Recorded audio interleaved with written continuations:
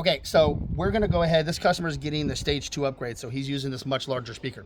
If you use our regular M3, you won't really have this problem, but this is a larger speaker, and when we built the rings, we try to build them as low as possible because you don't want to look ridiculously built up. So what happens is when you use your ring, this particular notch is actually gonna line up with this little capacitor on here. So once we put it through here, okay, it's gonna line up. All right, hold on.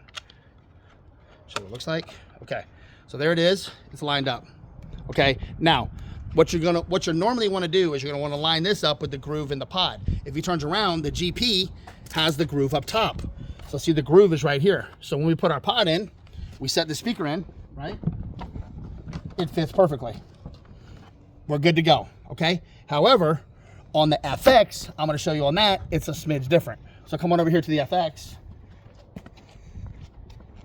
And if you have an FX, we're going to have to modify your pod just a little bit, not too much. And I'm gonna show you what I'm talking about.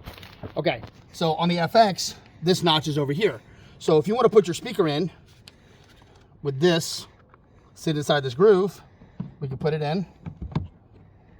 It sits perfectly like that, but my speaker's inside. If you don't mind that, you just continue moving forward. If you mind that and you want your speaker to sit like this, then what we have to do with the name down on the bottom, we have to mount this first. So we're gonna take this off. I'm gonna put a bead of silicone, not right now, but I'm gonna put a bead of silicone and I'm gonna line up our screw holes. So this is where it normally goes. But instead, we wanna line up these screw holes here. I'm gonna mount this down. Whoops. I'm gonna mount these down with some screws with the silicone inside there, or the RTV. And then we're gonna come back and we're gonna grind that little thing out. You can use a file. You can use, we're just gonna grind this little ledge right here. We're gonna use a file, or you can use a Dremel. You can use a soldering iron. You can use a pair of side cutters. I've used so many different things. You can drill it with a drill bit a whole bunch of times. You're just trying to make room for that little capacitor to fit down in there properly.